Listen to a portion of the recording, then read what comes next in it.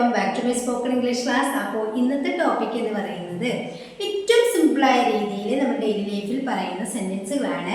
അതിന് പുറമെ ഒരു കാര്യം കൂടി പറയുകയാണ്. നമ്മൾ മലയാളത്തിൽ ഇനി എന്ന് പറയാറുണ്ട് അല്ലേ?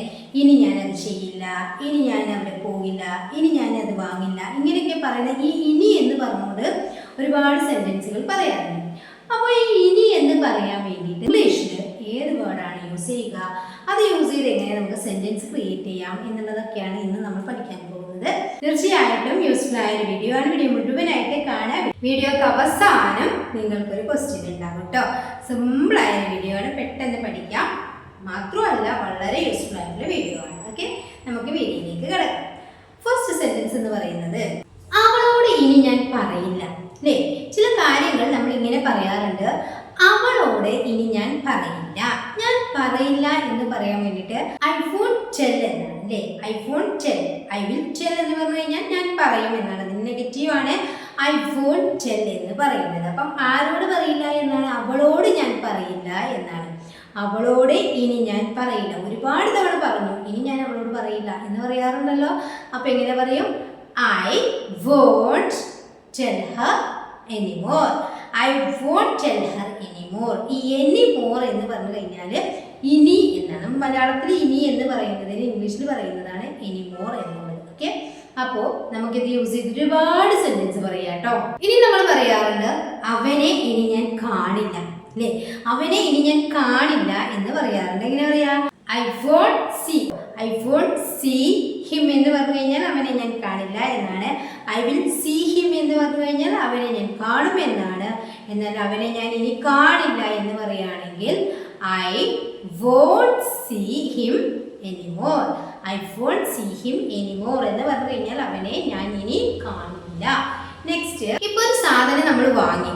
ആ വാങ്ങിയ സാധനം നമുക്ക് യൂസ് ചെയ്യാനായിട്ട് പറ്റുന്നില്ല. അപ്പം നമ്മൾ ദേഷ്യത്തോടെയോ അല്ലെങ്കിൽ ഒരു എന്താ പറയുക, ഒരു ടെൻഷനോടെയോ ഒക്കെ നമ്മൾ പറയാറുണ്ട് അത് ഇനി ഞാൻ വാങ്ങില്ല. ഇനി വാങ്ങിയത് ഏതായാലും വാങ്ങി, അത് ഇനി ഞാൻ വാങ്ങില്ല എന്ന് നമ്മൾ പറയാറുണ്ടല്ലോ.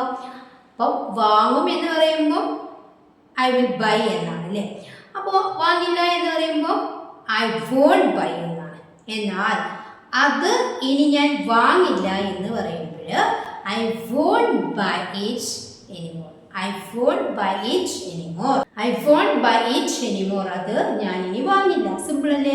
നെക്സ്റ്റ്, അവിടെ ഇനി ഞാൻ പോകില്ല. ഇപ്പം നമ്മളെ ഗസ്റ്റിന്റെ വീട്ടിലോ അല്ലെങ്കിൽ വേറെ ആരെങ്കിലും വീട്ടിൽ പോയിട്ട് നമുക്ക് എന്തെങ്കിലും ഒരു ബുദ്ധിമുട്ട് അനുഭവപ്പെട്ടു അല്ലെങ്കിൽ ഒരു ഇഷ്ടമില്ലായ്മ അനുഭവപ്പെട്ടു.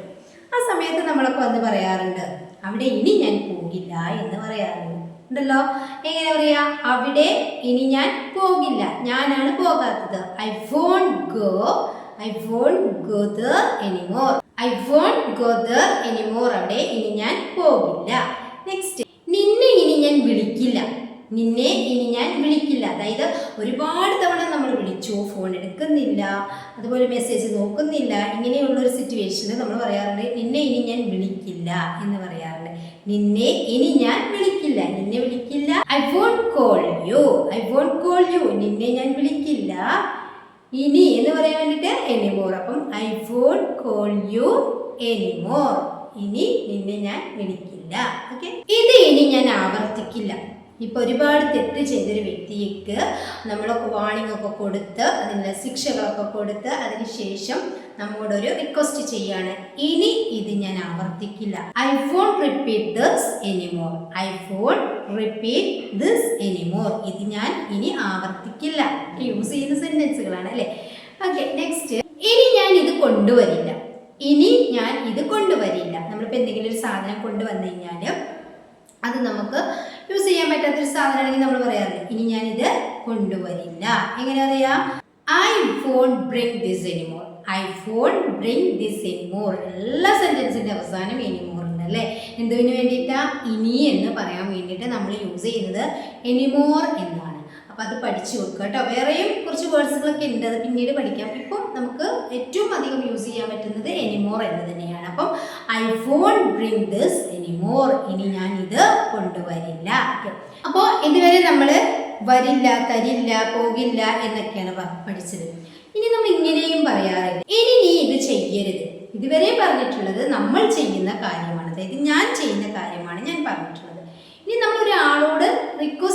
ഒരാളോട് നമ്മൾ കൽപ്പിക്കുകയാണ്, ഇനി നീ ഇത് ചെയ്യരുത് അല്ലേ. ഒരു തെറ്റ് ചെയ്ത് നമ്മൾ ക്ഷമിച്ചു, വീണ്ടും നമ്മൾ പറയുകയാണ് ഇനി നീ ഇത് ചെയ്യരുത്. അപ്പം നമുക്കറിയാം ചെയ്യരുത്, അരുത് എന്ന് പറയാൻ വേണ്ടിയിട്ട് നമുക്കറിയാം ഡോണ്ട് എന്ന ഓക്സിലറിയാണ് നമ്മൾ യൂസ് ചെയ്യുക അല്ലേ. ഡൂവിൻ്റെ കൂടെ ഡോണ്ട് ആഡ് ചെയ്തിട്ട് ഡോണ്ട് ആണ് നമ്മൾ യൂസ് ചെയ്യുക. അപ്പം ഇനി നീ ഇത് ചെയ്യരുത് എന്ന് പറയുമ്പോൾ ഡോണ്ട് ഡു ദിസ് എനിമോർ. ഇവിടെ നമുക്ക് ഫസ്റ്റിൽ യു ആണ് നമ്മുടെ സബ്ജക്റ്റ് എങ്കിലും നമുക്കത് ആഡ് ചെയ്യണമെന്നില്ല. നമ്മൾ നേരിട്ട് ആ വ്യക്തിയോട് പറയുകയാണ് നീ ഇത് ഇനി ചെയ്യരുത് എന്ന് പറയുകയാണ്. അപ്പം ഡോണ്ട് ഡു എന്ന് പറഞ്ഞു കഴിഞ്ഞാൽ ചെയ്യരുത് എന്നാണ്. ദിസ് എനിമോർ, ഇത് ഇനി.